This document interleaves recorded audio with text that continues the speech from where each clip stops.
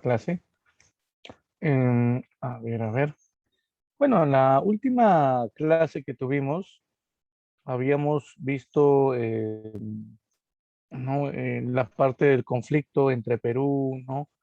Bolivia contra Chile, la guerra del Pacífico. Y bueno, recordemos que este conflicto llegó a su fin con la firma de un tratado de paz, el Tratado de Ancón, tratado que fue gestionado, se puede decir, por Miguel Iglesias, personaje que recuerdes con apoyo, que recuerdo tú, con apoyo de los hacendados de la costa norte del Perú, solicitaron a través del grito de Montán la firma de la paz ante una rendición por parte del Estado peruano. ¿Mm? Ahora, ¿qué más? Por otro lado, debemos también tener en cuenta, hola Toledo, ¿cómo estás? Buenas tardes. ¿Mm? Miren por aquí, cuando hablamos nosotros del segundo militarismo, chicos, cuando hablamos del segundo militarismo, el segundo militarismo es justamente el tema que nos toca a nosotros el día de hoy, y es la continuación de lo que ocurrió en nuestra historia. Finalizado el conflicto con Chile, el Perú había sufrido ciertas consecuencias, ciertos daños que debemos conocer. Por ejemplo, nuestra marina totalmente destruida. Habíamos perdido para siempre la provincia de Tarapacá, recuerden. ¿Qué más? Eh, Aparte de esto, nuestras haciendas de la costa norte, al igual que las líneas ferroviarias, habían sido destruidas por la expedición Lynch. Y bueno, recuerdo que Civil estaba totalmente desprestigiado. ¿No fue desprestigiado? Sí. Recuerden que los peruanos creíamos, ¿no? La mayoría de peruanos en ese tiempo pensaba que los responsables de haber llevado al país a un conflicto como este había sido el Partido Civil, los presidentes del Partido Civil. ¿Quién? Manuel Pardo y Lavalle, primer presidente civil, durante su gobierno se firmó el tratado Ribagüero Benavente, el llamado Tratado de No Agresión, tratado que al final fue utilizado por Chile para poder iniciar el conflicto, ¿no? Fue utilizado como un pretexto por parte de Chile.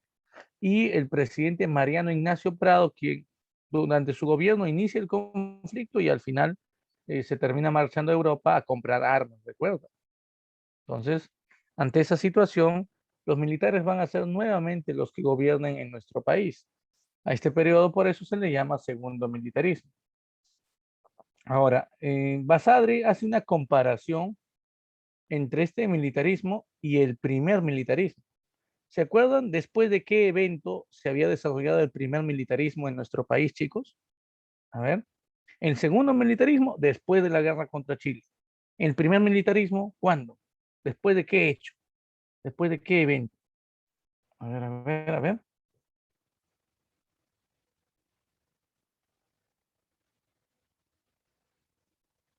Uy, uy, uy, no. No, pues muchachos, no. ¿Qué pasó? Oye, no ha pasado mucho tiempo, ¿ah? Vamos, ¿qué pasó? ¿Cuándo se formó el primer militarismo? Después de la guerra de independencia contra España. Entonces, Basadre compara y dice, ambos militarismos, tanto el primero y el segundo, surgieron después de conflictos. El primero, después de un conflicto externo contra España, proceso de la independencia. El segundo, después de un conflicto no regional en Sudamérica contra Chile. Pero hay una diferencia, decía Basadre. El primer militarismo surgió después de una victoria peruana contra España. En cambio, el segundo militarismo surge después de una derrota militar contra Chile. Por eso es que también lo llamó militarismo de la derrota. Aunque recuerden que a esta etapa también se le va a llamar la reconstrucción nacional, porque durante este periodo se va a buscar reconstruir, ¿no? El territorio peruano, reconstruir nuestro país y obviamente reparar los daños que había generado la incursión chilena a nuestro territorio. Así que empecemos este periodo en el año 1883 y nos vamos a ampliar hasta el año 1895. Miren, ahí está. Entonces, la definición podría ser, ¿no? Periodo posterior a la guerra con Chile, en la que los militares retomaron el poder. ¿Por qué dice retomaron? Porque hubo un periodo anterior donde ya tenían ellos el control del poder, el primer militarismo. Ujú. Bueno, recuerden que el retorno de los militares al poder se da por el fracaso del partido civil y bueno, por una amenaza también del sector popular, del pueblo indígena sobre todo, de poder llegar al poder. Ahora, también debemos tomar en cuenta, ¿no? ¿Cuál es la situación del Perú tras el conflicto, ¿no? Tras la guerra del Pacífico. ¿Cómo se encontraba nuestra economía? Nuestra economía estaba en una total crisis, chicos. Sí, éramos un país con un desastre económico. Recuerden que la crisis se debía a que el Perú había perdido los principales recursos naturales. Cuando yo te pongo esto, principales recursos naturales, ¿qué se te viene a la mente? A ver, ¿qué recursos de gran importancia, naturales de gran importancia, habíamos perdido nosotros tras el conflicto contra Chile? Muy bien, Toledo, excelente. Uno de ellos es el salitre. Muy bien, Jara, el salitre. Ujú. Y el otro, el guano, porque a pesar de que mantuvimos el control de las islas de Chincha, el Perú le entregó una gran cantidad de toneladas de guano a Chile, y eso también se acordó dentro del Tratado de Ancón. ¿Ya? Entonces, eh, bueno, crisis por esto. ¿Qué más? Destrucción de nuestra industria nacional, además de nuestras haciendas, destrucción además de las vías de comunicación, las líneas ferroviarias que se habían construido en la época de la prosperidad falaz con el dinero obtenido producto del comercio del guano y que facilitaban el traslado de los minerales, sobre todo desde el interior del país, desde la zona andina hacia los puertos de la costa, habían sido mutilados, destruidos también por la expedición Lynch. Imagínate. Todo esto había generado una tremenda inflación en nuestra economía. Claro, recuerden, haciendas destruidas, por lo tanto, menos producción agrícola. Una menor producción agrícola que involucraba que ante la escasez de estos alimentos, el precio de estos suba. Eso es inflación. Entonces, nuestra economía era un desastre, chicos. Y con una deuda externa, ¿sí? A favor de nuestros acreedores ingleses, que aproximadamente en ese tiempo en 50 millones de libras esterlinas, chicos. La moneda inglesa, recuerden que nuestra principal deuda es con el Estado inglés en ese tiempo. 50 millones de libras esterlinas, imagínate, una deuda impagable para el Perú en ese momento. No teníamos cómo. No había guano, el guano ya no era rentable, ya no había salitre, Tarapacá la habíamos perdido, y la mayoría de las haciendas productoras de caña de azúcar y de algodón en la costa habían sido destruidas, ¿no? Las minas funcionaban, pero el problema era de cómo llevar los minerales hacia los puertos y cómo poder venderlos. Un desastre en nuestra economía, chicos.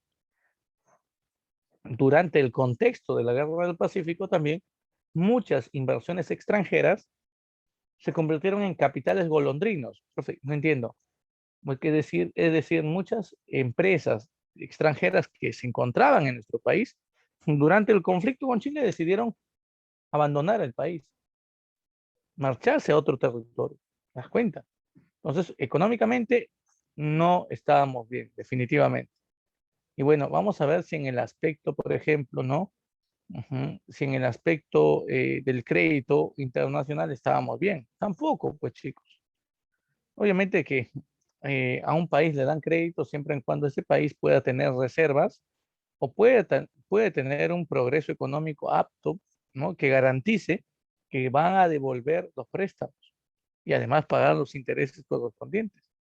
O sea, prácticamente, chicos, al Perú le terminan cerrando las puertas otros países. Nadie nos quiere prestar. Las empresas tampoco quieren invertir aquí. Un país arruinado, una economía desastrosa, ¿no? Ya entenderás eh, cuál es el duro trabajo que tienen estos gobernantes eh, por hacer.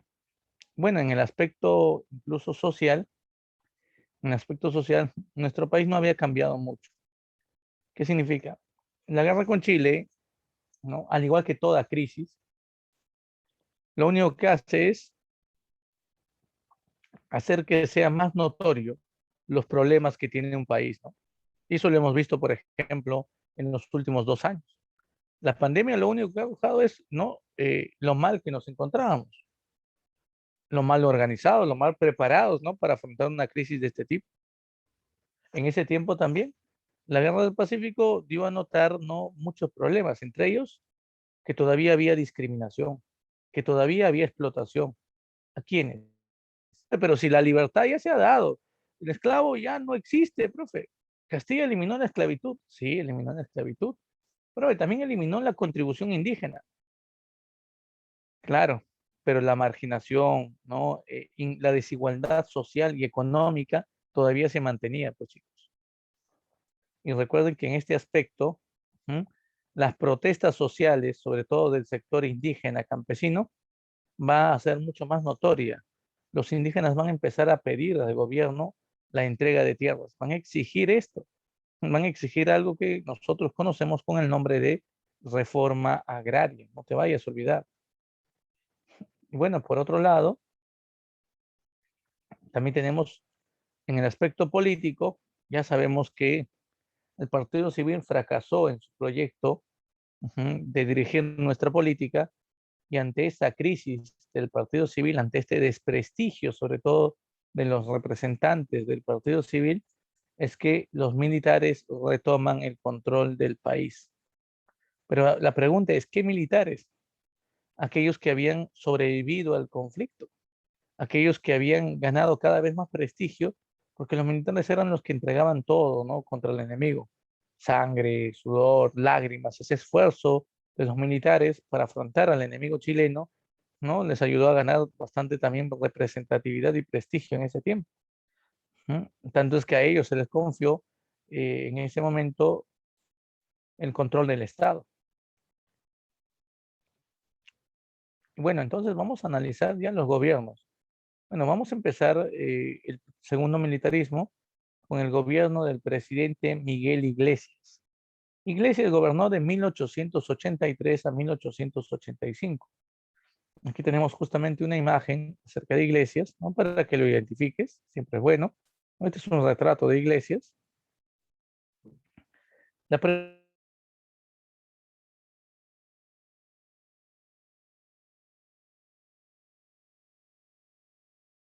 ¿Cómo llegó Iglesias al gobierno? ¿Qué tuvo que hacer?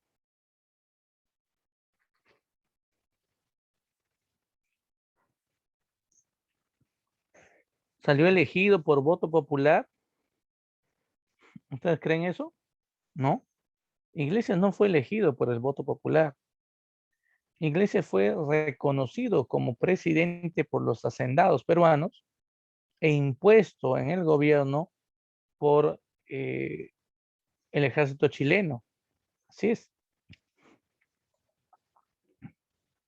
Y bueno, durante su gobierno se terminó impulsando algunas medidas.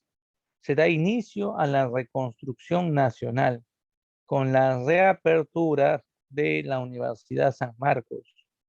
Sí, el retorno a las clases en las aulas sanmarquinas fue un proyecto encabezado por, un proyecto bastante ambicioso, encabezado por el expresidente de la Magdalena. ¿Te acuerdas quién dirigió el gobierno de la Magdalena en ese tiempo? A ver, ¿recuerdas? Vamos, yo sé que tú te acuerdas. Durante la invasión chilena a la capital, asumió la presidencia en ese contexto, ¿quién? ¿Te acuerdas?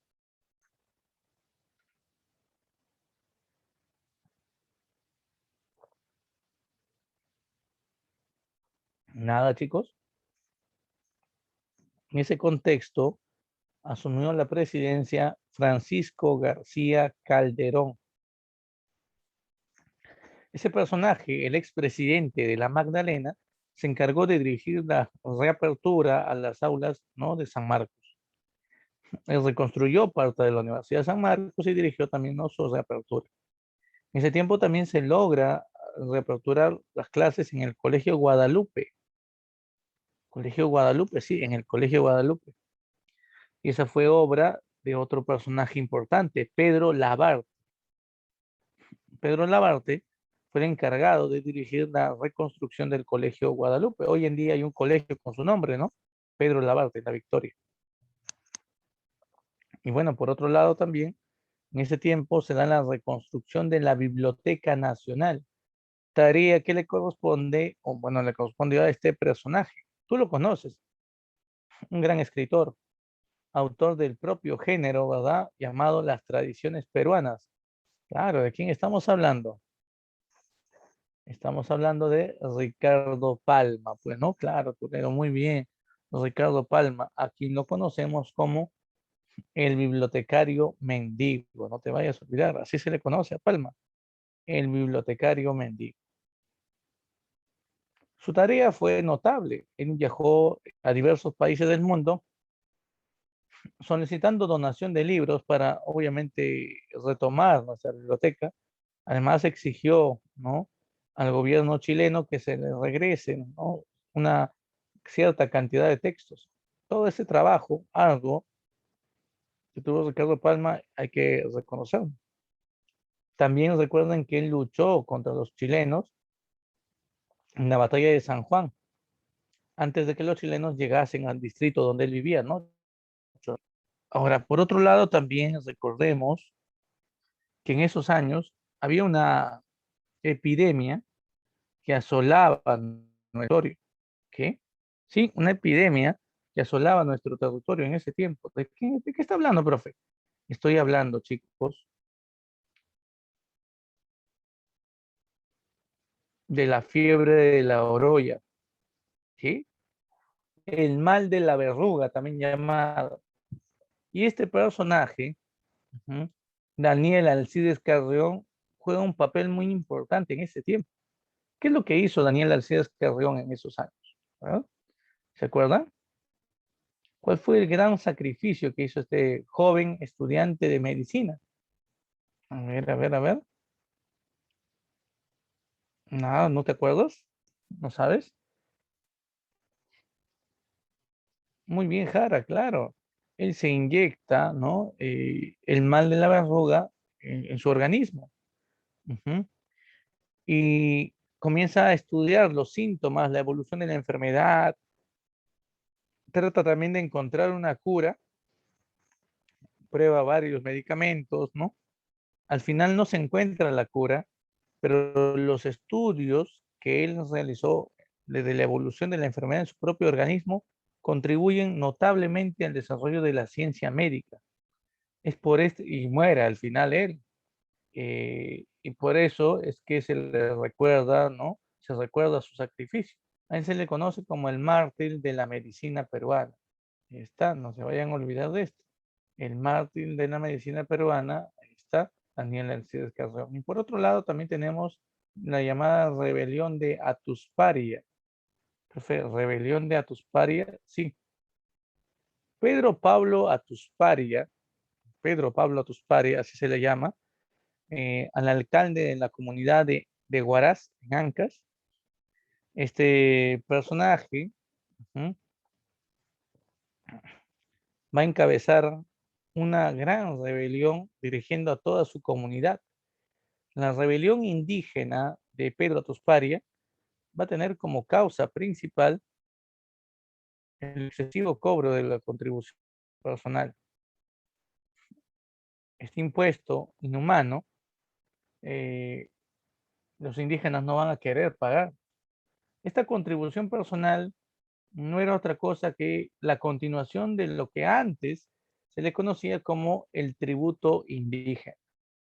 Y bueno, por otro lado, debemos también tomar en cuenta, ¿no?, que en ese contexto se produce el abuso de los gamonales. Sí, los gamonales van a terminar también en ese contexto siendo demasiados abusivos con las comunidades campesinas. Van a terminar usurpando tierras de las comunidades campesinas, ¿no? Van a terminar además explotándolos en las haciendas del sur como si fueran yanaconas, o sea, sirvientes. Hay una explotación notable, ¿no? Aquí. Y bueno, hay que recordar también que en este contexto, ¿no?, de iniciando el segundo militarismo, chicos, los hacendados, sobre todo de la costa, van a concentrar una gran cantidad de tierras y van a tratar, ¿no?, de reactivar la economía de esta manera. Ahora, por otro lado, también debemos tomar en cuenta que hubo una fuerte represión por parte del ejército. Para poder acabar con la rebelión de Atusparia, el ejército tuvo que actuar violentamente. Hubieron entre enfrentamientos entre el ejército y los manifestantes campesinos indígenas, hubo varios muertos, una gran cantidad de muertos aquí.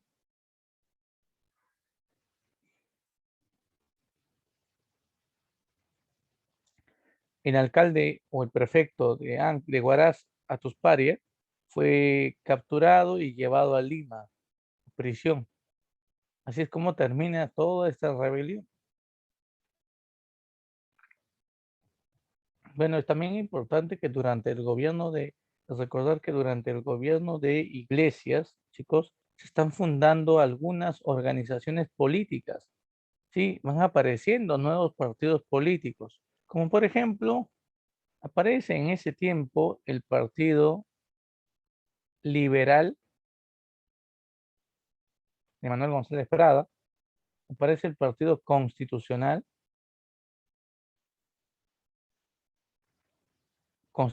sí, de Andrés Avelino Cáceres, y aparece el Partido Demócrata. El Partido Demócrata, sí, este Partido Demócrata fue fundado por Nicolás de Piérola.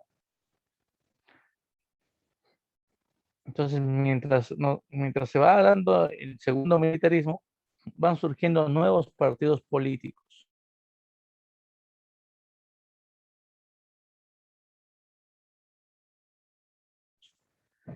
Y bueno, el gobierno de Iglesias termina a raíz de que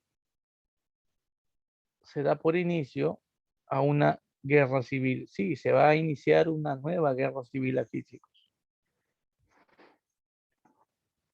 Cáceres, Andrés Avelino Cáceres, va a ser quien se rebele en contra del gobierno de Iglesias.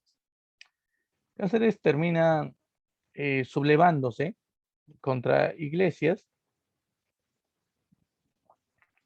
iniciando algunos ataques a Lima. Una vez que termina llamando la atención de Iglesias,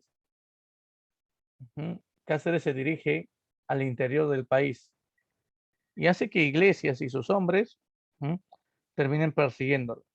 En la zona de Jauja, cerca a Jauja, Cáceres logra realizar la llamada guaripampeada. Aquí está. ¿Qué es eso, profe? La guaripampeada es una estrategia. Lo que hace Iglesias es lo siguiente, para que me entiendas. Había un puente en la zona de Guaripampa, un puente colgante, obviamente, comunicaba dos territorios. Entonces, el ejército de Iglesias empieza, ¿no?, a salirse de control y a mostrar, ¿no?, la oposición al gobierno a través de eh, varias acciones, ¿no?, varias protestas en esta zona. Las tropas de Iglesias, del presidente Iglesias, avanzan, cruzan el puente colgante y llegan al otro extremo para acabar con la rebelión de Cáceres. Sorpresa, Cáceres ya no estaba aquí. Cáceres, que había iniciado su levantamiento, su rebelión en esta zona, en verdad no se encontraba en ese momento aquí. Habían algunos de sus hombres, sí.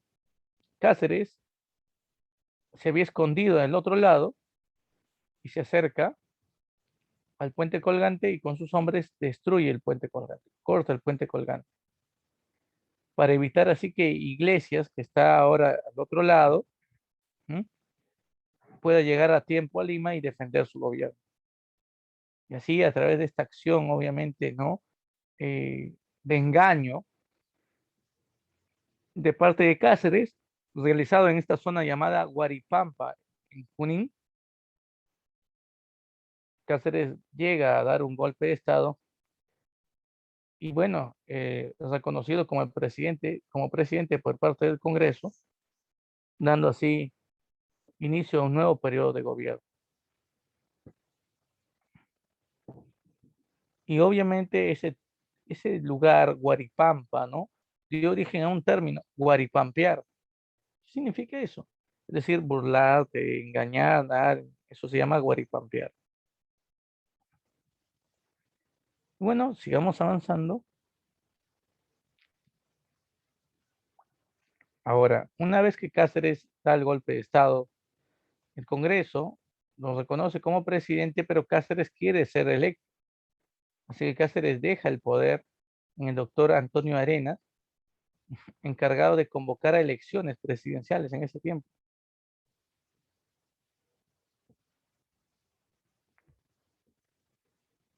Y bueno, por otro lado, debemos también tomar en cuenta ahora el primer gobierno de Andrés Avelino Cáceres.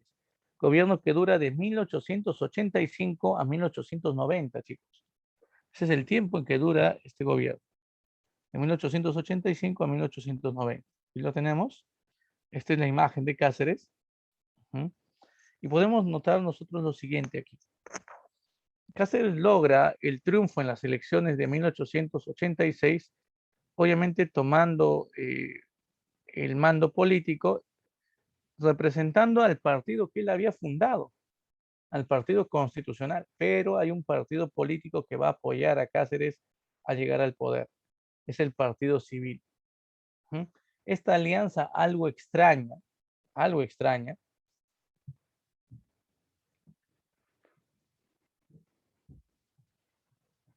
a terminar convirtiéndose, esta alianza algo extraña, va a terminar convirtiéndose, por ejemplo, ¿no? Eh, en algo muy interesante. ¿Por qué los miembros del Partido Civil apoyan a Cáceres en este momento? ¿Por qué? Vamos a analizar un poco. ¿Quién era Cáceres? Cáceres era, bueno, un militar que había dirigido la resistencia en la Breña, encabezando un ejército de indígenas, un ejército de indígenas, pero ¿y el Partido Civil por quién está integrado? El Partido Civil se había formado por Manuel Pardo y Lavalle, él había fundado el Partido Civil y ese partido estaba integrado por hacendados peruanos. No sé si te das cuenta de la contradicción que existe. Mientras que en el Partido Civil tiene mucha presencia la oligarquía civilista, los miembros del Partido Civil, Cáceres, su aliado, es aquel que dirigió a la población indígena en la lucha, aquel que ayudó a organizar. Profe, la pregunta es ¿por qué? ¿Por qué los hacendados apoyan a Cáceres y Cáceres defiende al indígena? Y los hacendados más bien explotan al indígena de las haciendas. Mm, lo que pasa es que los miembros del Partido Civil, esta oligarquía peruana, consideran que Cáceres es el único candidato que puede sacar al Perú de la crisis. Es el único presidente que puede lograr una estabilidad económica,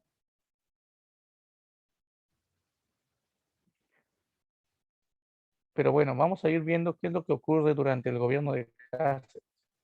Entonces no hay que olvidarnos de esto, por favor.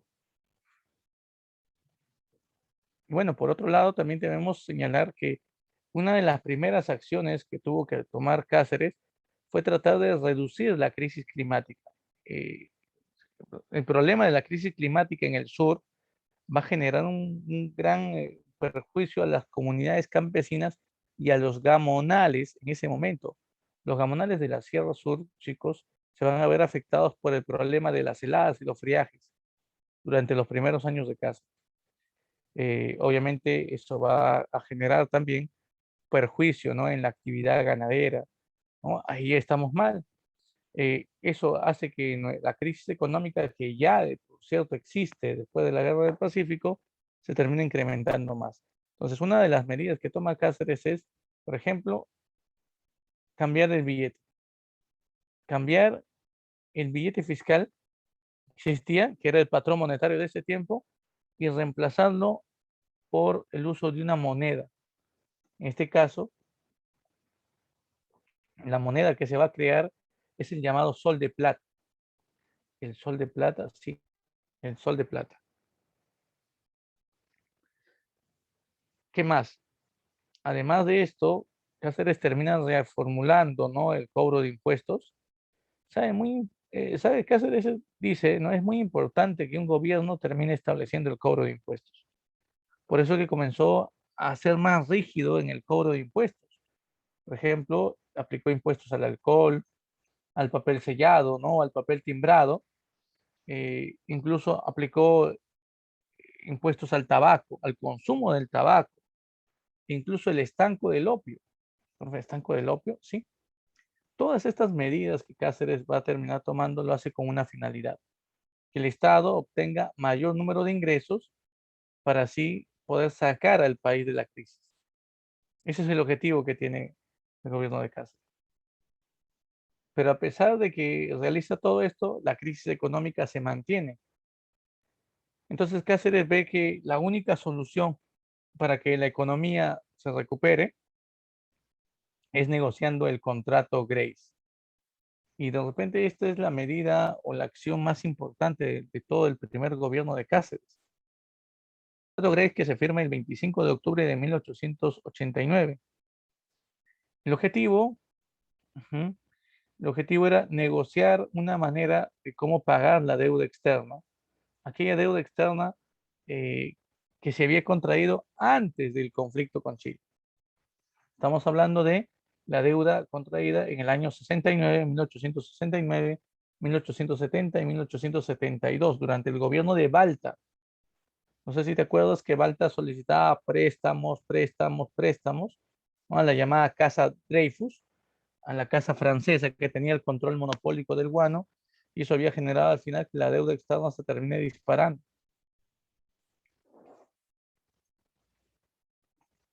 Bueno, al final, ¿qué se va a acordar en el contrato Grace? Aquí se va a acordar lo siguiente, que la deuda externa del Perú, que era casi equivalente a 51 millones de libras esterlinas, quedaría totalmente cancelada, siempre en cuando el Estado peruano cumpla lo siguiente. ¿Qué cosa? El empresario Michel Grace quería tomar el control de las líneas ferroviarias del Perú. Nos había ofrecido, ¿no? Pagar la deuda externa, darnos crédito incluso, siempre en cuando entreguemos por 100 años el control de todas las líneas ferroviarias en el país. Profe, por 100 años sí. El Parlamento decidió no aceptar esto y a través de varios acuerdos o varios intentos de acuerdo se llegó a la conclusión de que se firmaría el contrato Grace y el Perú, a cambio de que Grace se encargue de pagar la deuda externa,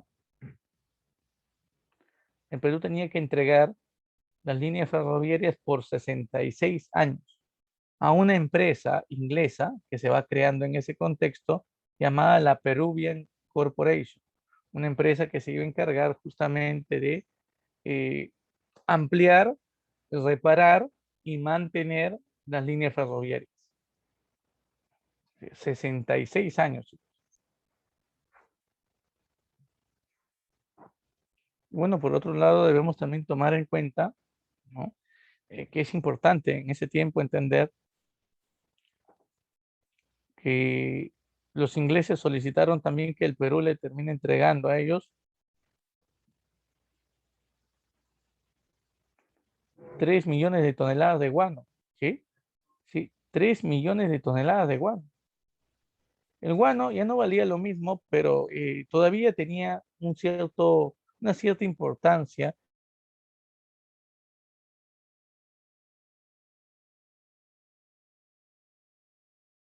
Entrega de 2 millones de hectáreas en la selva. 2 millones de hectáreas en la selva.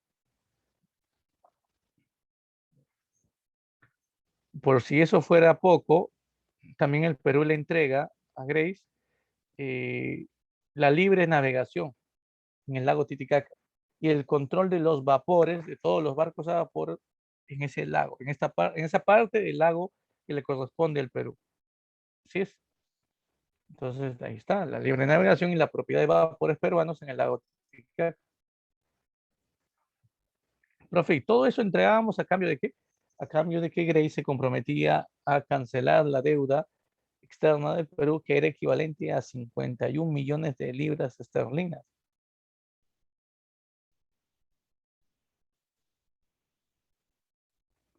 Entiendo, entiendo. Sí, muchachos, ten cuidado en ese aspecto, por favor. Y bueno, también debemos tener en cuenta nosotros, ¿no?, que se termina realizando en ese contexto el acuerdo más importante de repente para Grace, que el Perú, aparte de entregar estos recursos, tenía que realizar pagos, 80.000 libras esterlinas anuales por 33 años. 33 anualidades de 80.000 libras esterlinas tenía que pagar el Perú.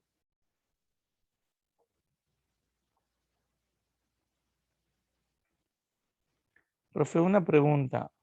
¿No cree que todo esto hizo que el Perú sea más dependiente del capital inglés? Claro, nuestra economía o gran parte de nuestra economía está ahora controlada por esta empresa inglesa. ¿Sí es? Entonces, ahí están las críticas que se hacen, por ejemplo, al contrato Grace. Esas son las críticas que se hacen. Pero a pesar de las críticas, chicos, a pesar que en realidad, ¿no?, la deuda externa era un problema muy, muy, muy, muy importante que tenía que ser solucionado en este contexto, no había otra forma. No había otra forma. El contrato Grace fue la única manera de cómo manejar ese problema.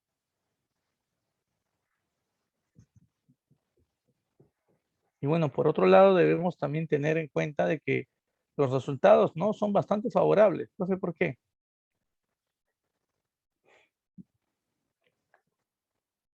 Porque pronto van a llegar nuevas inversiones a nuestro país. Pues nuevas inversiones, sí. Van a llegar, por ejemplo, empresas extranjeras. Va a llegar el Banco Italiano en ese momento a nuestro país. El Banco Italiano, sí, hoy en día conocemos al Banco Italiano. Pero para viendo, ¿no?, de color azul, naranja, ¿no? Azul, naranja y blanco son los colores del Banco Italiano. Bueno, de lo que fue el Banco Italiano en ese tiempo. Claro, hoy en día se llama Banco de Crédito del Perú, BCP. El Banco Italiano llega en esos años. Y también a nuestro país llega la London Pacific. ¿Qué es la London Pacific? Aquí está. La London Pacific es una empresa dedicada sobre todo a la extracción de petróleo. Profe, petróleo, sí. La zona de la costa norte del Perú, la zona de Piura, es una zona rica en petróleo, sabemos muy bien esto. Conocemos los tablazos que existen aquí, ¿verdad? A ver, mencióname 4 tablazos de Piura. Vamos a ver. Ujú. Fácil, una pregunta sencilla, chicos, ¿ah? 4 tablazos de Piura. Nada. ¿Qué pasó, muchachos? Brea, órganos, restín, máncora, lobitos, ¿no? Ahí está. Pero los tablazos más importantes en este contexto, que justamente son los que van a ser explotados, son los tablazos de la Brea y Parinas. De estos tablazos se va a extraer una gran cantidad de petróleo por parte de esta empresa llamada la London Pacific, una empresa de capital inglés, no te vayas a olvidar. Y bueno, con esto nuestra economía iba poco a poco recuperándose, ¿no? Entonces esto es parte de los efectos, ¿no?, del contrato Grace. Nos convierte en un país mucho más sólido económicamente hablando, y obviamente eso nos permite que el crédito extranjero llegue en ese tiempo. Y bueno, terminado el gobierno de Cáceres, dio inicio el gobierno de Remigio Morales Bermúdez. Remigio Morales Bermúdez, sí, su gobierno va a estar desarrollado sobre todo entre el año 1890 y 1894. Vamos a ver por aquí, 1890 al 94. Una de las cosas que, por ejemplo, debemos tener en cuenta nosotros es que no es el único Remigio, mejor dicho, no es el único Morales Bermúdez que va a gobernar en ese tiempo, porque, claro, vamos a tener otro presidente, ¿no?, un poquito más adelante en años, que también se va a apellidar igual, Morales Bermúdez, pero su nombre era Francisco, ¿no? Ahora, la pregunta es, Remigio Morales Bermúdez, militar de carrera, era aliado a Cáceres, era miembro de su partido, representaba también al Partido Constitucional, postuló en la presidencia dirigiendo el partido y logró la victoria. Ahí está, dirigió la victoria.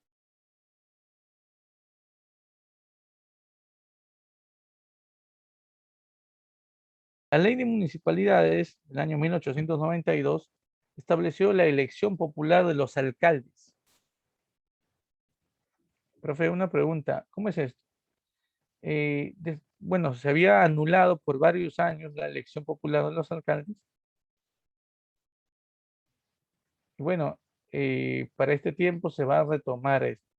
Profe, una pregunta, ¿y si el alcalde no era elegido por el pueblo a través de sufragio, cómo se elegía el alcalde? Ah, eso es interesante. Existían una especie de juntas, y esas juntas eran las que elegían a los alcaldes, pero ahora no.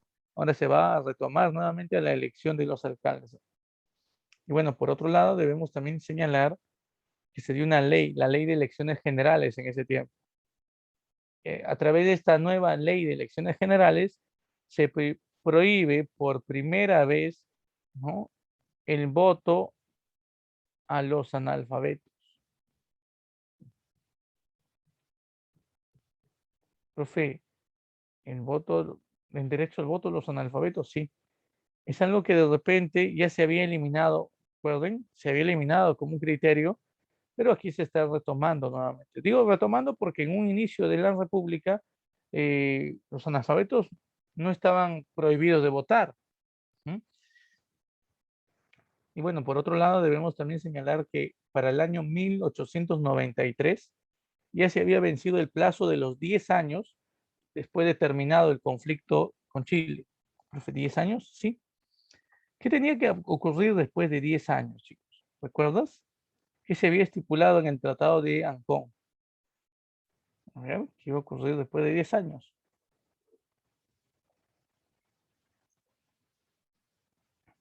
Se debería dar inicio al plebiscito en Tacna y Arica. Claro, Tacna y Arica, estas dos provincias deberían iniciar el plebiscito. Cuando el gobierno de Remigio Morales Bermúdez exige al gobierno chileno que se establezca el plebiscito, Chile no acepta. Chile se niega a establecer el plebiscito hasta que el Perú inicie el pago de la deuda externa contraída con él. Obviamente lo que en verdad buscaba en ese momento Chile era mantener por más tiempo el control tanto de Tacna como también de Arica. Y bueno, por otro lado, en ese tiempo, chicos, también se produce la ley del habeas corpus, una ley muy antigua, ¿no?, de origen inglés, que garantizaba sobre todo, ¿no?, la protección a la libertad individual de las personas. Ahora, profe, una pregunta. eh, Además de esto, protegía, ¿no?, la libertad de acción, la libertad. La ley del habeas corpus, hay variantes, ¿ah? Hay 10 tipos de habeas corpus, ¿no? Pero bueno, vamos a tomar solamente como normas generales. Y bueno, en el contexto de esos años, en el contexto mundial, nuestra economía empieza nuevamente a estancarse.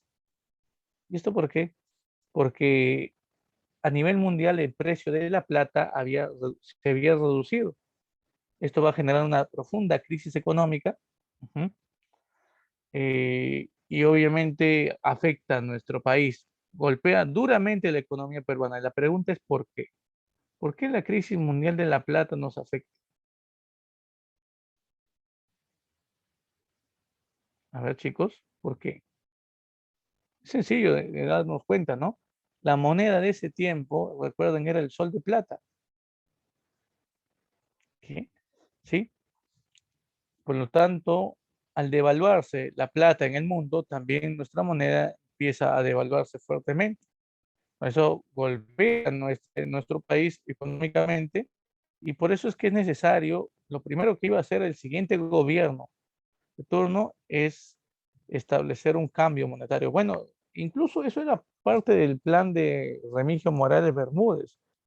Solo que al presidente Remigio Morales Bermúdez lo ocurre algo. Profe, ¿qué pasa? Fallece. Es otro de los presidentes, ¿no? Que fallece siendo, ¿no? El mandatario peruano. Ante una enfermedad repentina, eh, fallece el presidente. Esto genera que el segundo vicepresidente asuma temporalmente el gobierno y convoque, obviamente, a elecciones. La pregunta es, ¿quién era el segundo vicepresidente en ese tiempo? Justiniano Borgoño. Ahora, la pregunta es, ¿por qué un segundo vicepresidente asume el gobierno ante la muerte del presidente si la ley dice que es el primer vicepresidente que debería asumir eh, el gobierno en este tipo de casos? A ver, ¿por qué?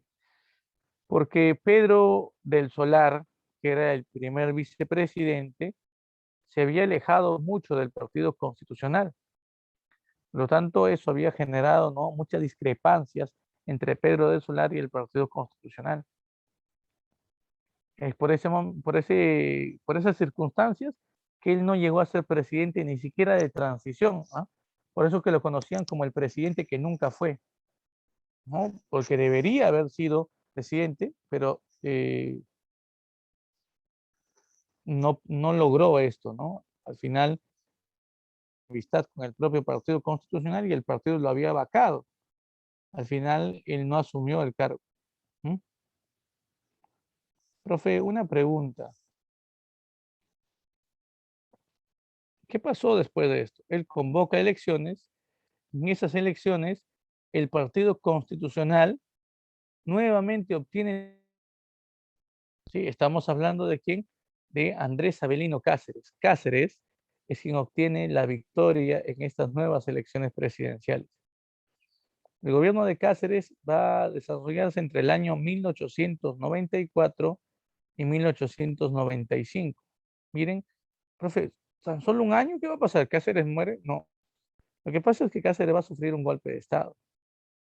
Ahora, su gobierno, o su segundo gobierno, es un gobierno bastante corto, pero a él se le va a criticar duramente desde el momento en que él asume la presidencia, desde el momento en el que incluso él estaba como candidato a la presidencia. ¿Por qué, profe? Aquí tenemos a Cáceres, ya en su segundo gobierno. ¿Mm?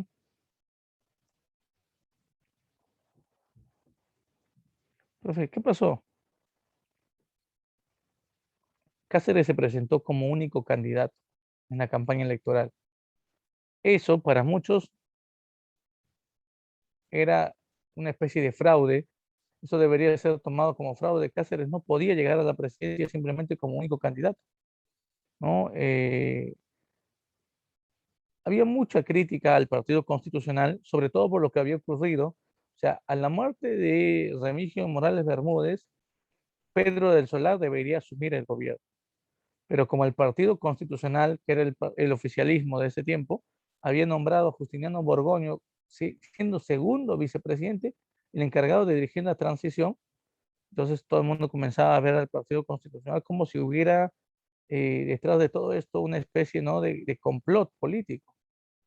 Así que cuando Cáceres se presenta en las elecciones del 94, a Cáceres lo van a acusar de haber cometido fraude y ningún otro partido político se va a presentar en la campaña electoral.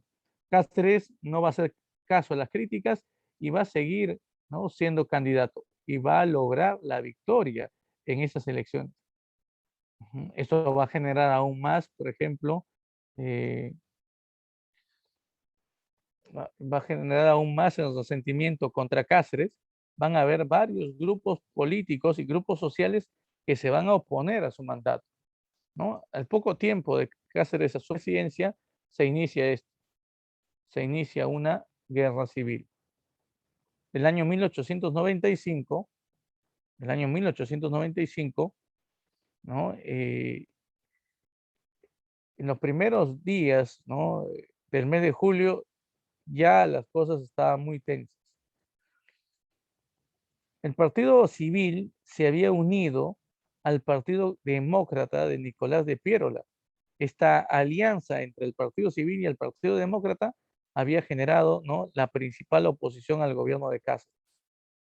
La alianza entre estos dos partidos se hacía llamar la Coalición Nacional. Coalición Nacional, sí, ahí está. Profe, una pregunta.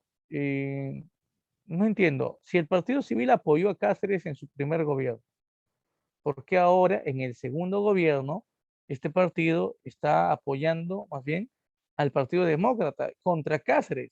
¿Por qué? De ser un grupo político aliado a Cáceres pasó a ser un grupo de oposición. Bueno, y para eso hay que entender también varias cosas. Después de la firma del contrato Grace, nuestra economía fue poco a poco mejorando. El esfuerzo, ¿no? Por negociar el pago de la deuda externa con Grace, al final trae sus frutos. Nuestra economía se fue estabilizando, ¿no?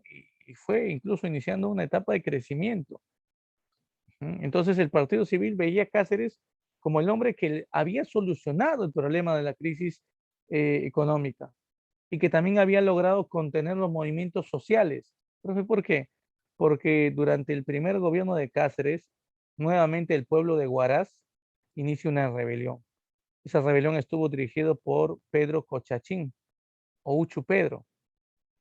Y bueno, ¿no? Cáceres termina, por ejemplo, ordenando que el ejército dispare contra los manifestantes indígenas.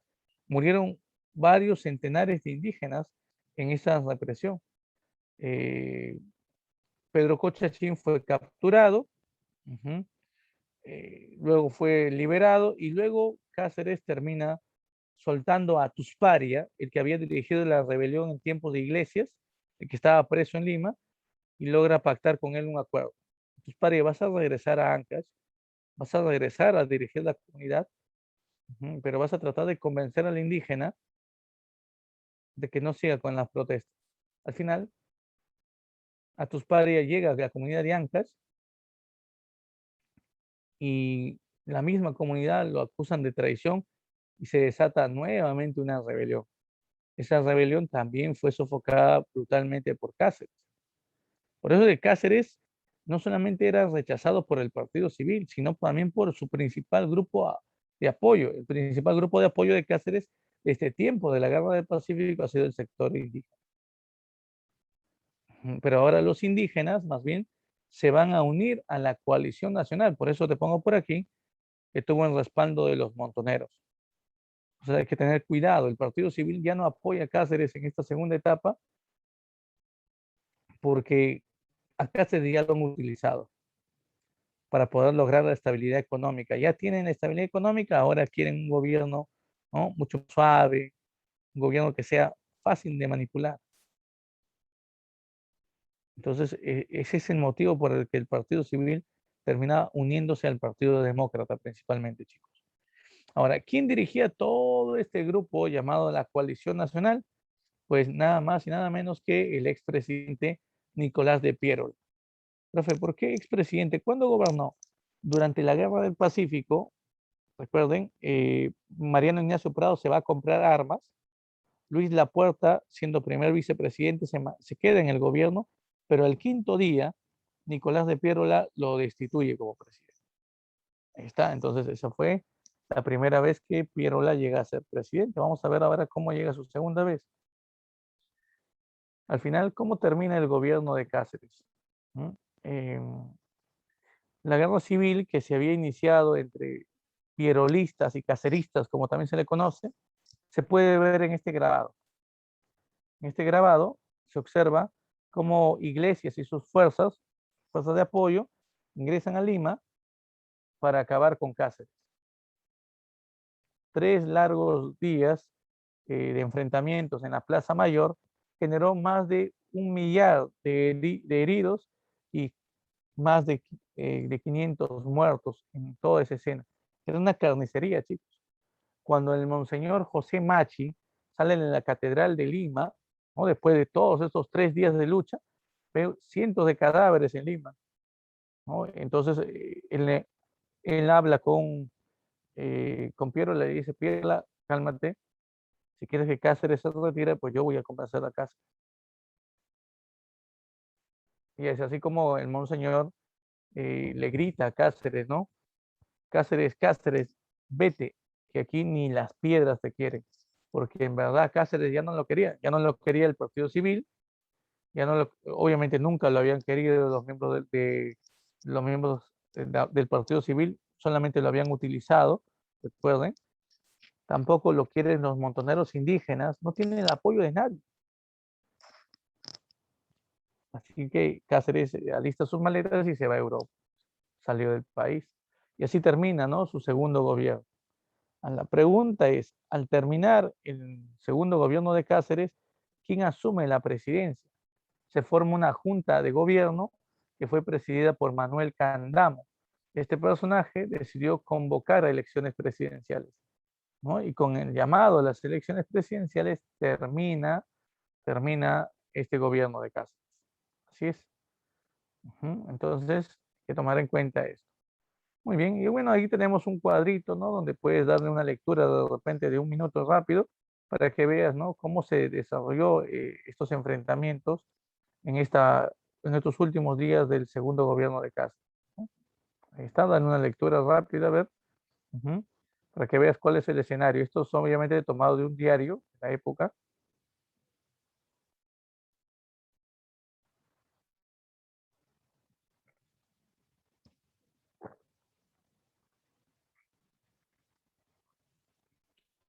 Este pintor, chicos, este pintor llamado Lepiani es muy conocido.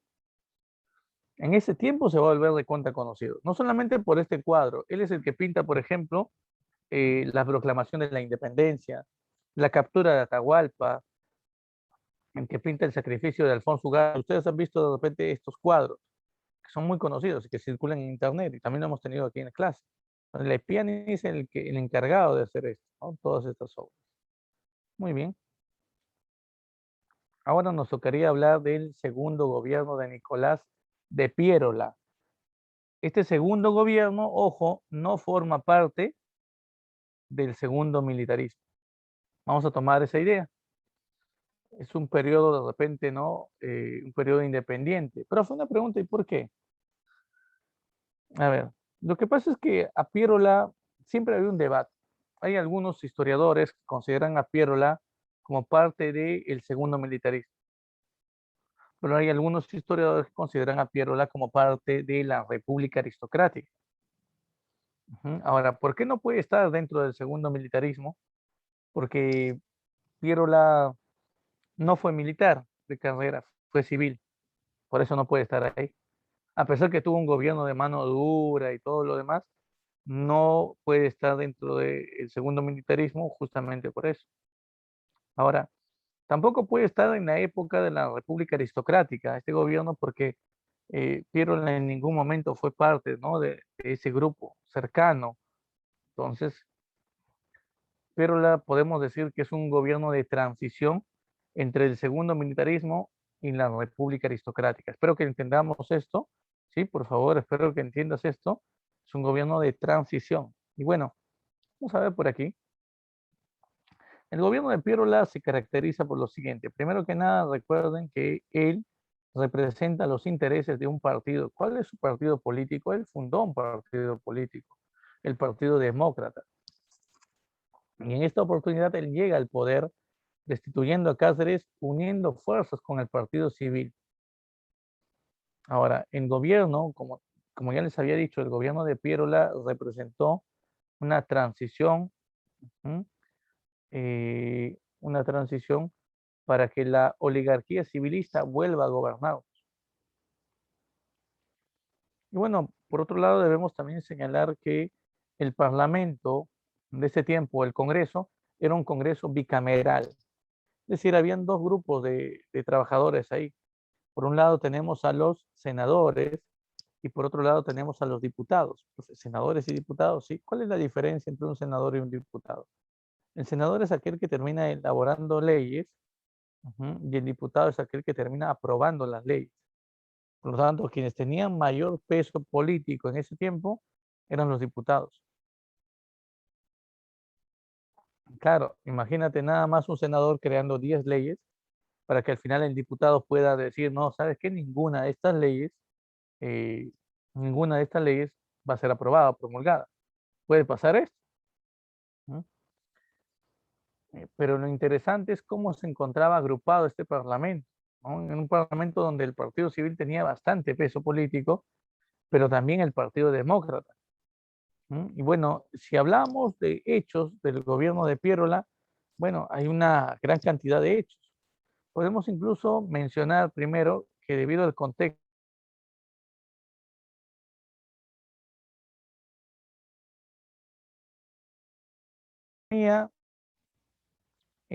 todavía estaba en crisis, nuestra economía había sido golpeada en los últimos años. Profe, una pregunta, ¿por qué nuestra economía ha sido golpeada? Por la crisis mundial de la plata que se desarrolló en ese tiempo. Claro, recuerden, hubo una devaluación de la plata y por lo tanto una devaluación de nuestra moneda. Entonces, una de las primeras tareas que tuvo el gobierno de Piérola fue solucionar ese problema, ¿no? Cambiar el patrón monetario. Y bueno, el gobierno de Piérola también es beneficiado de un contexto bastante agradable. Profe, ¿qué contexto? El llamado boom del caucho, que sí, el caucho se convierte en uno de los productos de mayor exportación en este tiempo. En estos años se vive el boom del caucho. Ahora, veamos por aquí algunos hechos importantes. Primero, el cambio de moneda que les había dicho. Se termina eliminando definitivamente el billete fiscal y se termina creando en su reemplazo el sol de plata. Eso es lo que habíamos visto en tiempos de Remigio Morales Bermúdez, pero la plata se había devaluado. Por lo tanto, para este contexto, el sol de plata va a ser reemplazado por un patrón de oro. Y el nombre de nuestra moneda es un nombre bastante atrayente. Mira, se le va a llamar a la moneda de oro la libra peruana de oro. ¿Qué? Libra peruana de oro. Ahora, la pregunta es lo siguiente. ¿Ese nombre libra peruana te suena? ¿Te suena? ¿Puede ser el nombre de alguna moneda conocida o no? A ver, libra peruana de oro. Ese nombre, ¿no? Parecido a, ¿qué? A la moneda inglesa. ¿Cuál es la moneda inglesa? Muy bien, Jara, claro. La libra esterlina, ¿no? Claro. Pero fue una pregunta, ¿y por qué le ponen ese nombre, libra peruana de oro? El objetivo era justamente que los ingleses se den cuenta de esto. El objetivo era atraer las inversiones inglesas a nuestro país, ¿no? Un nombre atrayente para las inversiones justamente es nuestra moneda. Ujú. Y bueno, debemos también tomar en cuenta que el gobierno de Piérola era un gobierno significativo. Los discursos nacionalistas de Piérola van a ser algo que caracterizó mucho a esta etapa. Piérola era de esos personajes, ¿no? Para que me entiendas, estos personajes que decían de que hemos perdido el conflicto contra Chile, pero podemos recuperar todavía Tarapacá y Arica. Podemos recuperar esto. Tenemos que invadir Chile, pero no lo vamos a hacer en la situación que nos encontramos. Tenemos que prepararnos, tenemos que capacitar a nuestro ejército, tenemos que traer oficiales del ejército europeo para que terminen entrenando. Al final, todo esto era obviamente un proyecto muy costoso. Y Pedro le decía, ¿no? De que la única manera de poder realizar esto es que la población contribuya con impuestos al Estado, que no se termine escondiendo los impuestos. Y bueno, en ese contexto se termina desarrollando también el llamado estanco de la sal. Estanco de la sal, sí. Las empresas del gobierno, en ese tiempo, del gobierno de Piero, las empresas que se encargaban de extraer salitre, deberían únicamente venderle el salitre al Estado peruano.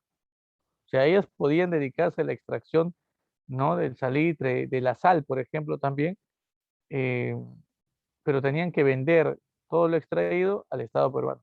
Ellos no podían, por ejemplo, exportarlo. Ellos no podían exportarlo al extranjero. Ellos no podían, por ejemplo, ¿no? Decir, ah, ya voy a extraer sal, por ejemplo, de esta zona de Ayacucho, ¿no? Y lo voy a vender a Francia.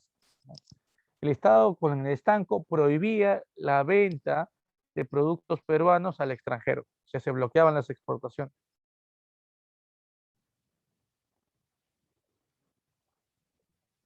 Esto va a generar mucha molestia porque hay muchas empresas, obviamente, peruanas que van a quebrar y esto va a generar que los despidos también vengan. ¿Despidos? Sí, estas empresas extractoras de sal al final se terminan reduciendo en cantidad de, por ejemplo, de trabajadores. Hay muchos trabajadores que fueron despedidos.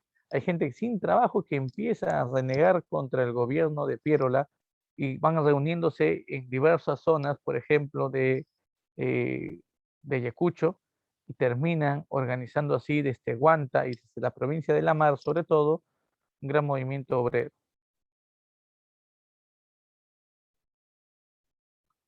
Profe, una pregunta. ¿Qué exigían ellos? Bueno, exigían que se elimine el estanco a la sal que los había afectado, que se les devuelva a ellos su trabajo, porque se habían quedado desempleados. El gobierno de Piérola no hizo caso a esto. Es un gobierno, ¿no? Bastante autoritario el que encabeza, y él ordena al ejército peruano a reprimir duramente esta manifestación de la sal. La rebelión de la sal termina siendo totalmente derrotada. Ujú. El hombre que va a dirigir justamente las fuerzas peruanas en ese contexto va a ser Óscar Raúl Benavides. Este personaje había logrado ganar ciertos cursos de adiestración en Europa, había estado por Francia 2 años y había vuelto y se había convertido en el principal defensor interno y externo del Perú. Ahí está.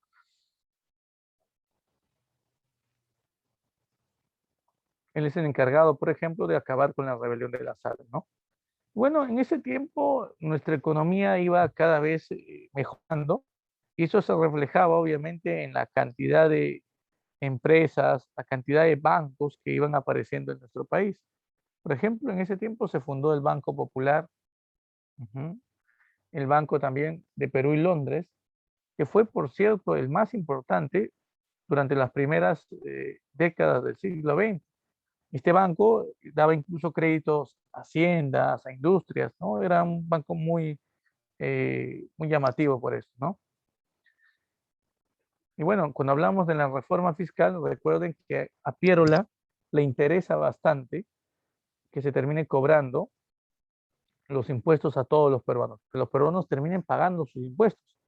En los gobiernos anteriores, prácticamente el cobro de impuestos era lo más mínimo que se había conseguido. Había una gran evasión tributaria, lo que va a cambiar en tiempo de Piérola. Dentro de sus reformas fiscales, por ejemplo, está eliminar la contribución personal.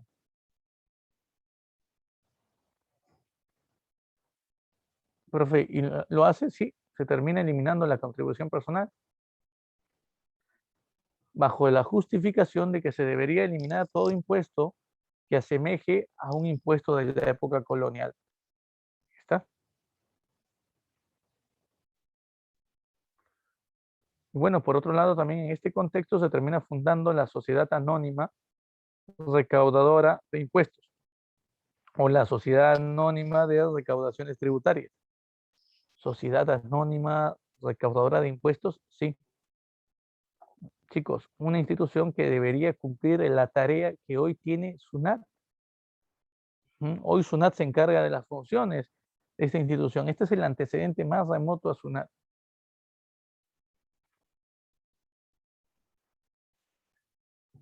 Y bueno, por otro lado, debemos también tener presente, chicos, que la recaudación de impuestos cada vez iba mejorando.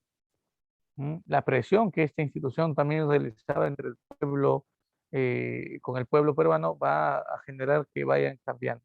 Y la justificación del gobierno siempre es, oye, te voy a cobrar impuestos y tú tienes que pagar tus impuestos porque yo voy a financiar la llegada eh, de un batallón del ejército europeo para que adiestre a nuestro ejército y podamos recuperar Tacna y Arica.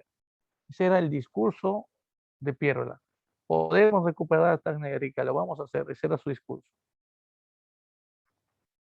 Bueno, por ese tiempo también el gobierno establece el incremento de impuestos a los productos de lujo, a los productos de placer, ¿no? O sobre todo a los productos de vicio. ¿Vicio? Sí, perfecto. Producto de vicio. Claro, por ejemplo, si tú quieres consumir alcohol, tú quieres consumir tabaco, el gobierno te decía, puedes hacerlo, pero tienes que pagar altísimos impuestos. O sea, si quieres divertirte, ¿no? Paga tus impuestos. Ese era el gobierno, ¿no? El gobierno terminaba estableciendo esto. Profe, y también a otro tipo de actividades, sí. Los juegos de azar, por ejemplo. Las apuestas, ¿no? Las casas de apuesta que había, ¿no? ¿Se puede hacer esto? Sí, pero tienes que pagar impuestos altos. Entonces, más o menos por ahí, chicos, está orientado, ¿no? Esta reforma tributaria. La idea del gobierno de Pierola es lograr recaudar la mayor cantidad de impuestos para poder financiar la llegada de una misión militar que capacite a nuestro ejército y que podamos con esto poder recuperar Tacna. Así es. Los naipes, a los juegos, ¿no? A los casinos, todo eso se termina estableciendo un impuesto. ¿No? Y bueno, también debemos tener en presente que por otro lado, los impuestos a los productos de primera necesidad, los productos básicos, sabemos esto, van a terminar siendo mantenidos en ese estándar, ¿no? E incluso en los últimos años de su gobierno se ve una reducción a este tipo de impuestos de primera necesidad. Eso es notable, ¿no? Es notable. A diferencia de Cáceres, Cáceres se había elevado los impuestos a varios productos, ¿no? Pero la está tomando una iniciativa más adecuada. ¿Mm? Y bueno, también podemos señalar que con el dinero recaudado, también se fomentó la construcción de algunas obras. Hablando de obras, para poder impulsar obras era necesario este ministerio.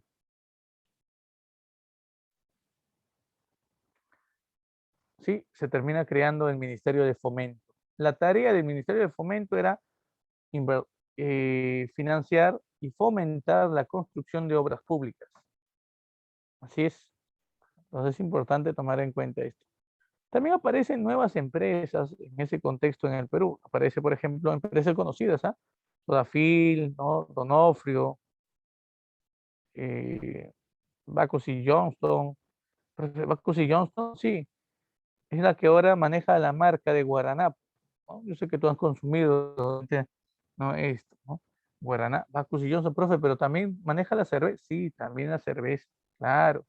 Pero en este tiempo, estos empresarios, bueno,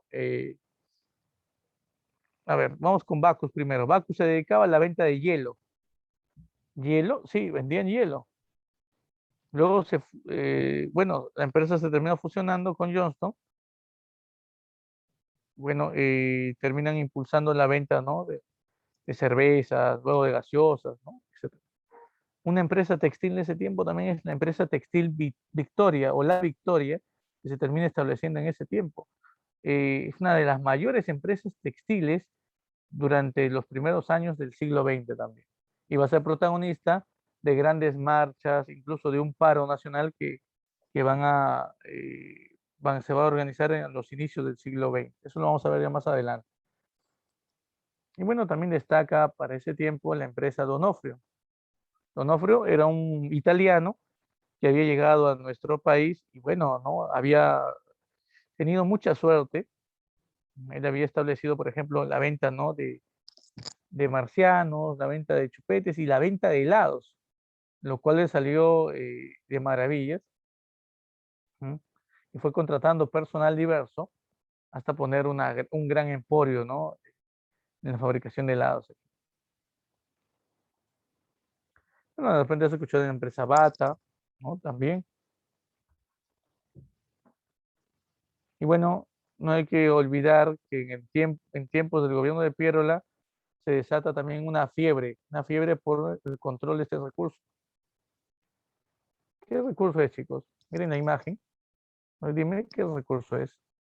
Esa goma blanca, ¿m?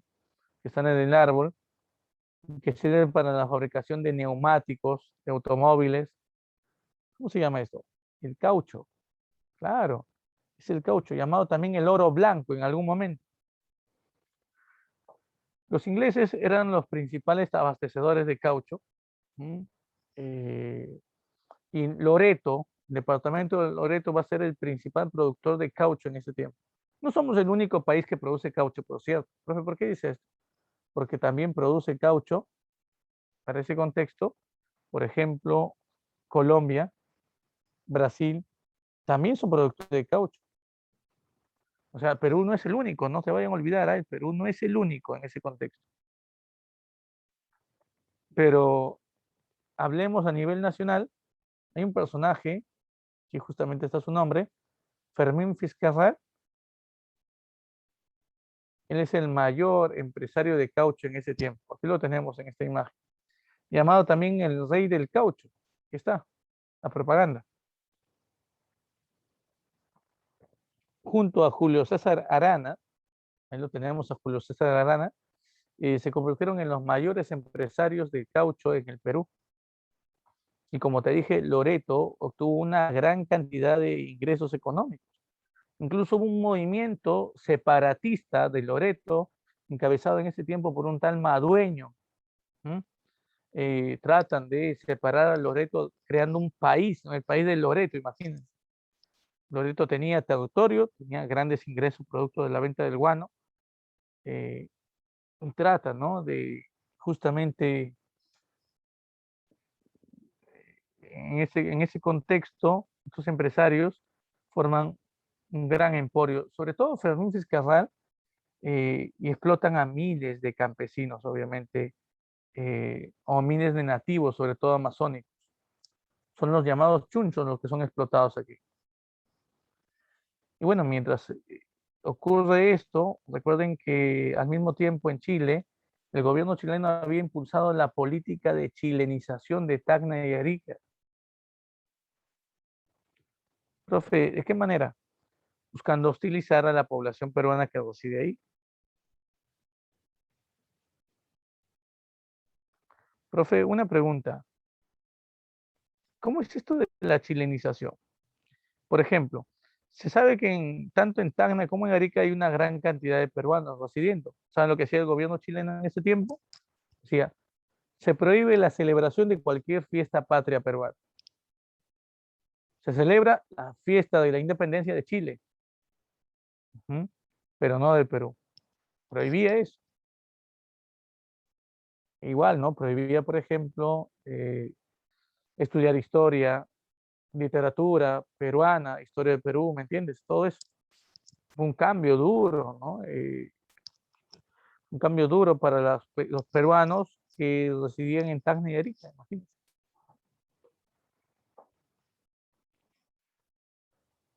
Ahora, la idea que tiene Chile de establecer, por ejemplo, este tipo de medidas de chilenización es que la población de Tacna y Arica, en el momento que hagan el plebiscito, se sientan a gusto con la cultura, ¿no? Boliviana y eh, se, o se sientan a gusto con la cultura chilena, disculpen chicos, y busquen quedarse en Chile, mantenerse en Chile y no volver al Perú. Esa es la idea, ¿no? De Chile. La idea de Chile es esta. E incluso el gobierno chileno terminaba pagándole un aproximado de 200 pesos a cada familia chilena que vaya a vivir a Tacna, que vaya a residir en Arica. Así es. Incluso si era soltero, se pagaba un bono adicional por contraer matrimonio, por ejemplo, con alguna mujer, o en todo caso, si eras mujer chilena, contraías matrimonio con un peruano, obviamente te dan una bonificación, porque era una estrategia bastante, ¿no? Bastante utilizada por parte de Chile y otros estados esto, ¿no? De poblar los territorios con su gente. Así es. Bueno, por otro lado, también debemos señalar que hay una reforma electoral en ese tiempo. Lo que hace Pierre es establecer el voto directo y voto público. Todos los ciudadanos que sepan leer y escribir tienen derecho al voto. Así es. Por ese tiempo también se prohibía el voto de los analfabetos. También se prohibía que los militares y que las autoridades policiales puedan tener derecho al voto. Esta es la primera vez que a un militar o que a un miembro de la policía se le niega, por ejemplo, el derecho al voto. Es así. Entonces, por otro lado, chicos, también debemos tener presente la llegada de una misión militar francesa en ese tiempo a nuestro país. Profe, ¿de qué misión está hablando? Estoy hablando de la misión de Pablo Clement. Aquí está. Ahí está. Este pequeño regimiento del ejército francés llegó a nuestro país. Y, profe, al final Pierola logró recaudar suficiente dinero para traer al Perú una misión militar. Sí, 1898 llega esta misión. Pablo Clement es recibido por el ejército peruano. El ejército peruano termina entonando el himno nacional del Perú delante de Clement. Clement, cuando escucha el himno, da esas palabras. Un himno sumamente hermoso, pero no tan hermoso como la marsellesa francesa. Y es cierto, ¿no? Porque después en competencias de himnos nacionales, nuestro himno ocupa el segundo lugar después de la marsellesa, que es el himno más hermoso, ¿no? Donde se evalúa varios criterios, ¿no? Se evalúa, por ejemplo, letras, ¿no? El sonido, ¿no? La melodía, por ejemplo. Pero bueno. Y bueno, la pregunta es, ¿qué cambios trae al Perú la llegada de la misión militar francesa? ¿Qué cambios se dan? Se termina creando la EMS, chicos. ¿Qué cosa es EMS, profe? Escuela Militar de Chorrillos. Se termina creando ahí la Escuela Militar de Chorrillos. El objetivo es modernizar el ejército peruano y obviamente preparar a los oficiales del ejército. No a los sub, sino a los oficiales, a los altos mandos. También, por otro lado, se terminó estableciendo el servicio militar obligatorio. El objetivo era reformar un ejército, ¿no? Y para eso se terminaba estableciendo esto. Ahora, el Código de Justicia Militar que se va a implantar en esos años también va a ser importante. Es el primer Código de Justicia Militar. Se terminan abriendo los tribunales de justicia militar. Antes no había eso, chicos. Antes, por ejemplo, si tú eras militar y cometías una vulneración a un derecho civil, ¿no? De frente de un ciudadano, entonces a ti te procesaban, pero en las cortes o fueros civiles. Eh, y donde, bueno, al final te procesaban y te condenaban, pues. Pero cuando se crea las primeras cortes de justicia militar, eh, recuerden, eso va a traer muchos privilegios. Pues si tú eres un militar, por ejemplo, y no y has cometido algún derecho, has vulnerado algún derecho de un ciudadano civil, tú puedes ser procesado, pero ¿por dónde? Ya no vas a ir al fuero civil, vas a tener que ir al fuero militar. Eso fue un escándalo. Los primeros años, ninguno de los militares que iba siendo procesado por este fuero militar era condenado. Se le aplicaban multas, sí, económicas, pero no iban a prisión. Entonces, mucha gente empezaba a sospechar de que como son militares los que están sentenciando a otros militares, por ahí terminan arreglando, ¿no? Es para que al final no se terminen perjudicando estos. Y así es. Por otro lado, chicos, ¿recuperamos Tacna y Arica? No. ¿Por qué? Porque así como al Perú llega la misión militar francesa de Pablo Clement, al Chile en ese tiempo había generado también la llegada de una misión militar. Sí, la llegada de una misión militar. Profe, ¿qué misión? La prusiana. Y tú tienes que conocer esto ya por historia universal. En 1871 se produce la guerra franco-prusiana, ¿verdad? Franco-prusiana. Prusia derrotó a Francia. Así es. Por lo tanto, el ejército de Prusia, que ya en ese contexto es Alemania, porque después de esto, recuerden que Alemania consolida su unificación. El ejército alemán es el número uno de Europa. Chile había llevado ese ejército. Nosotros habíamos llevado el ejército número dos. Al final, Chile seguía teniendo la ventaja sobre nuestro país. Así es, chicos.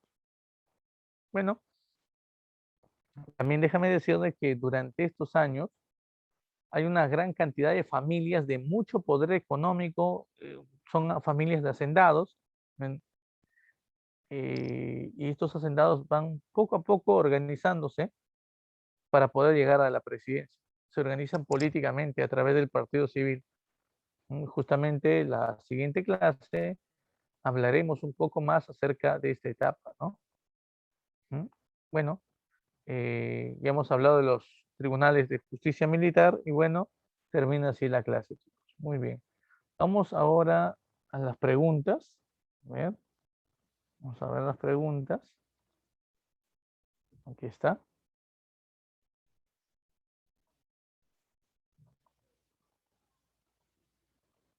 Muy bien, a ver, envíen sus respuestas, por favor. Dice, indique cuál de los conceptos es el más adecuado para definir el periodo el periodo republicano llamado Reconstrucción Nacional. A ver, a ver, a ver, a ver, a ver.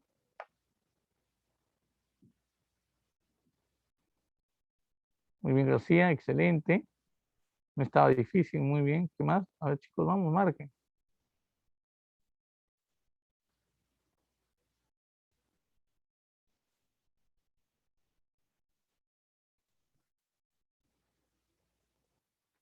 La A es prosperidad falaz, no puede ser.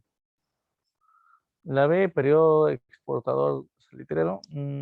No, eso sería el primer gobierno de Manuel Pardo y Lavalle, ¿no? La C, no, la reconstrucción nacional estaba bajo el mando de militares, no de civiles. La respuesta aquí es la D, pues, ¿no? Muy bien, Ramos, muy bien, García. Está, dos. El periodo de la reconstrucción nacional tuvo como prioridad salir de la profunda crisis en la que no se había dejado Chile tras la guerra, pero también se caracterizó por la reorganización del modelo económico. Con respecto a las tierras agrícolas, mencione usted la alternativa que contiene enunciados correctos. A ver. Uno, los comunales andinos entraron en una dura crisis y se rezagaron frente a los hacendados costeños. A ver, a ver.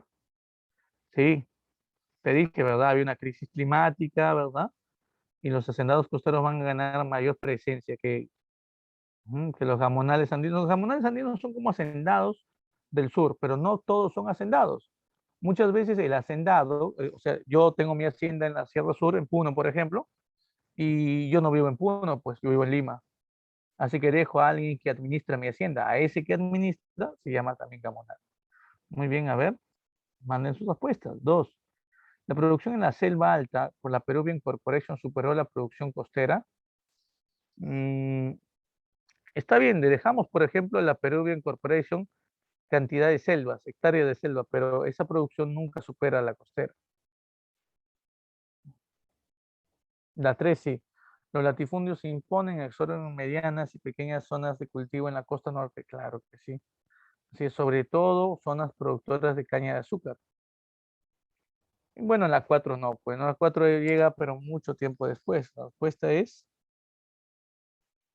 la B, pues, ¿no? Muy bien, la B. 1, 3. Ya, muy bien. A ver, vamos con la número 3. Dice, a inicio del segundo militarismo se observaron diferentes convulsiones sociales en diversos puntos del país. Un ejemplo de ello fue la rebelión de Atusparia, la cual se produjo ante, a ver, ¿por qué se rebela Atusparia? Recuerden que es una rebelión de carácter antifiscal. Muy bien, García. Muy bien, Alison. Ujú. A ver, a ver.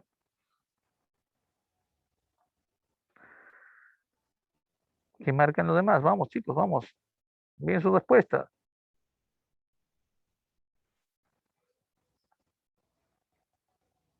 Muy bien, Leva, claro. La imposición de la contribución laboral tomado como una forma de restituir el tributo indígena. Claro, muy bien. Excelente. Está muy bien. 4. Durante el gobierno de Andrés Avelino Cáceres, este recibió el proyecto de Michael Grace para iniciar una negociación con el Comité Inglés de Tenedores de Bono de Deuda Externo del Perú, lo que dio lugar al contrato Grace en 1889. Por medio de este contrato, los acreedores consiguieron la entrega de los carriles por 66 años. Por ello, los autores modernos consideran este contrato como fácil. ¿Cuál es la respuesta aquí? La C, ¿sí o no, chicos? Viable para el desarrollo industrial, ¿verdad? No, pues no es la C.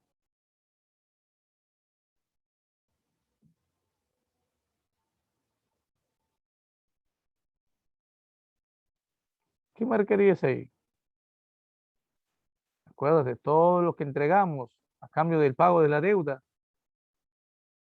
Esto es considerado como un acuerdo demasiado entreguista.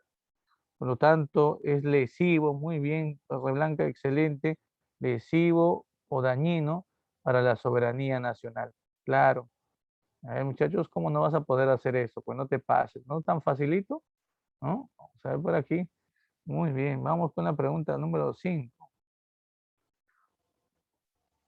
A ver, durante el segundo militarismo se suscribió un controversial acuerdo diplomático de corte limítrofe. Fue desatado entre el Congreso de la República al superar los límites de las prerrogativas del Poder Ejecutivo. Establezca el nombre del contrato y con qué país ¿m? Fue suscrito. A ver, a ver, a ver. En tiempos del gobierno de Remigio Morales Bermúdez, se va a suscribir el Tratado García Herrera. Este es el tratado, chicos. Es un tratado muy controversial porque hay asuntos limítrofes que existen. Ecuatorianos querían apoderarse de territorios del norte del Perú. El Perú no deja esto. Al final casi hubo un enfrentamiento armado. Se firma el tratado, que es un acuerdo de una especie de paz, pero que no pone fin a los acuerdos limítrofes. Muy bien, la siguiente pregunta, miren, dice, indique qué personajes gobernantes del segundo militarismo, según el orden siguiente. Uy, uy, uy, uy, uy, a ver, a ver. ¿Quiénes son? Muy bien, Leva. Muy bien, Torre Blanca, excelente. Muy bien, Urbino. Muy bien, Cruz. Muy bien, Urbino, ya está. ¿Cuál sería la respuesta? El primero es Cáceres y el segundo es Miguel Iglesias. Ya está. Profe, una pregunta. Eso significa, ¿no? Que si por ahí me viene una pregunta, ¿qué presidente es el más importante en el segundo militarismo? ¿Qué marco? ¿Iglesias, que da inicio a esta etapa, o Cáceres? Es Cáceres. Porque Cáceres tiene dos periodos, incluso, recuerda. Tiene dos etapas. Y el contrato Grace es el acuerdo más importante de todo este periodo llamado la reconstrucción nacional.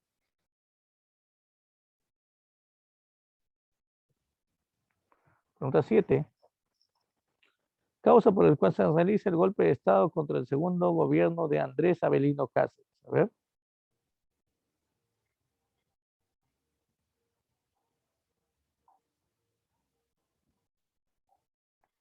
7, chicos.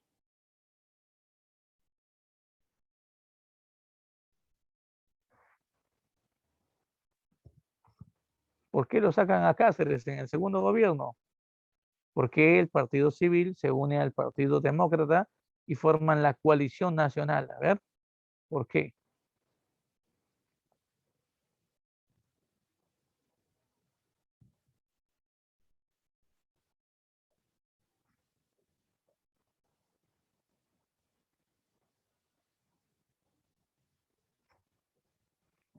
Vamos chicos, vamos a ver. Recuerden que lo acusan de fraude, ¿no? La pregunta es, ¿ese fraude estaba relacionado a qué?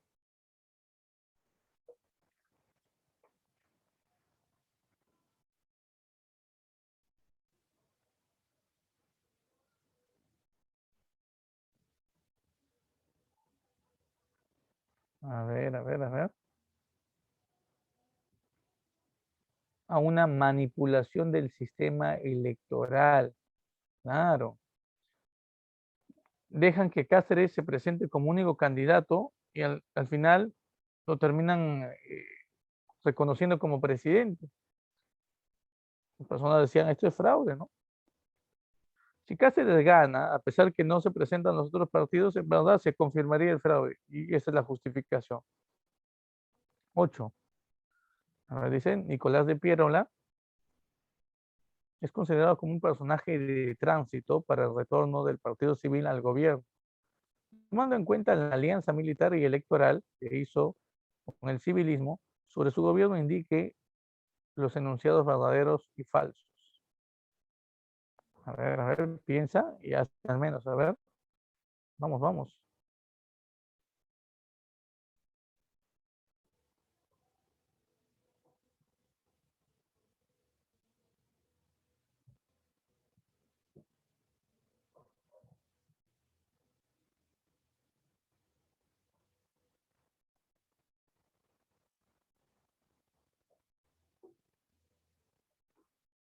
Uno dice, la sociedad recaudadora de impuestos permitió al gobierno mayores ingresos fiscales, obviamente que sí, claro, se terminan obviamente obteniendo mayores ingresos fiscales aquí.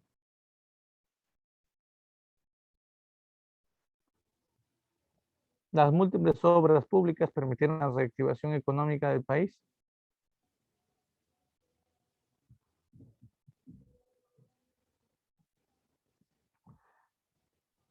A ver, muy bien, Leva. Ya.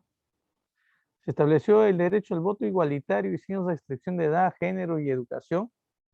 ¿Tú crees eso? ¿Los analfabetos podían votar? ¿Sí o no? ¿Sí o no, chicos?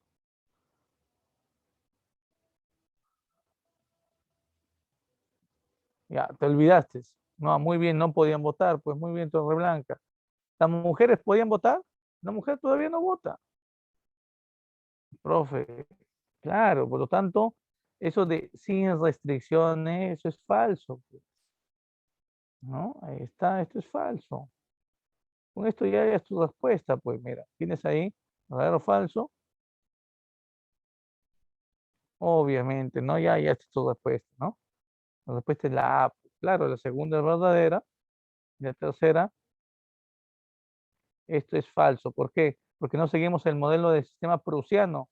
Esa misión militar prusiana o alemana llega a dónde? A Chile, pero aquí llega la francesa, por eso es falso. La respuesta sería la A, ¿no? Muy bien, ya está. Muy bien, tenemos por aquí la pregunta 9, dice, ante la depreciación debido a la sobreproducción de plata en 1897, se emprendieron una serie de políticas monetarias para adoptar el patrón de oro. Se pretendía cambiar la unidad monetaria vigente entonces, el sol de plata, por una nueva de oro. Este proyecto tuvo fuertes resistencias, sobre todo de los exportadores, quienes tenían mayores ganancias cuando el sol valía menos. Finalmente, con la ley del 29 de diciembre de 1896, el gobierno ordenó la acuñación de monedas de oro con el nuevo peso y ley que la libra esterlina inglesa y decretó un decreto del 10 de enero de 1890 estableció el peso y la ley de moneda nacional, lo que llamarían la libra peruana y tendrían en su verso el escudo del Perú y en su reverso la esfinge de un inca, ¿no? La efigie de un inca. Mm, ya del texto podemos marcar correctamente que, a ver, muy bien, Alison.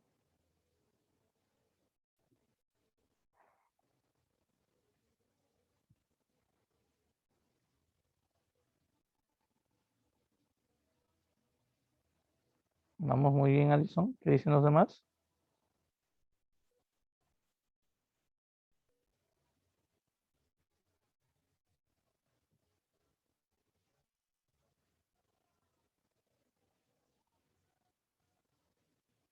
Claro, la reforma, mm, obviamente no puede ser la B, pues, ¿no? Porque la libra esterlina nunca va a reemplazar al sol plata. A ver,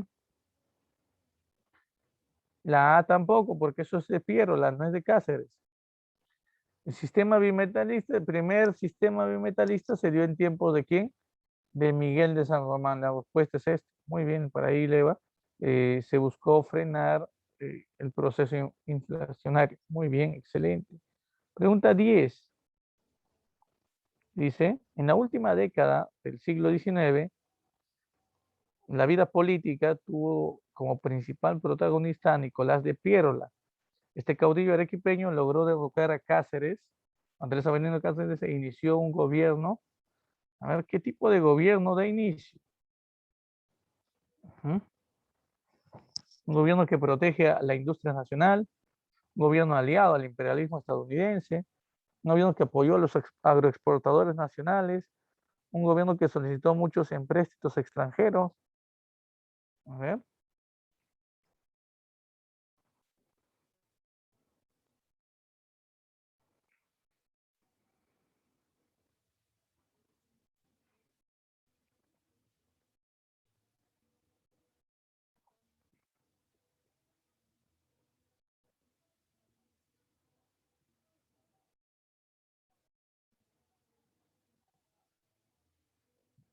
vamos chicos, ¿cuál es la respuesta? ¿Por qué crees que se caracteriza el gobierno de Piérola? La B no puede ser, no estuvo aliado al imperialismo norteamericano, estuvo aliado al imperialismo inglés, ¿verdad? Aquí la respuesta sería la A. Este gobierno protegió la industria nacional. Claro, favoreció, por ejemplo, la llegada de bancos, también favoreció la presencia de empresas. Ujú. Y las empresas peruanas se garantizaba su desarrollo como elevando los impuestos a los productos extranjeros. Tú le cobras impuestos altos a los productos de importación, entonces para que se recuperen ellos de haber pagado impuestos altos tienen que aumentar el precio del producto. Al aumentar el precio del producto, los peruanos dentro de nuestro país podemos optar, no vamos a comprar un producto extranjero porque es muy caro, vamos a optar primero por un producto peruano. Así es. Por eso la respuesta aquí sería la A. Muy bien. Con eso, chicos, terminaríamos nuestra clase de hoy. ¿Sí?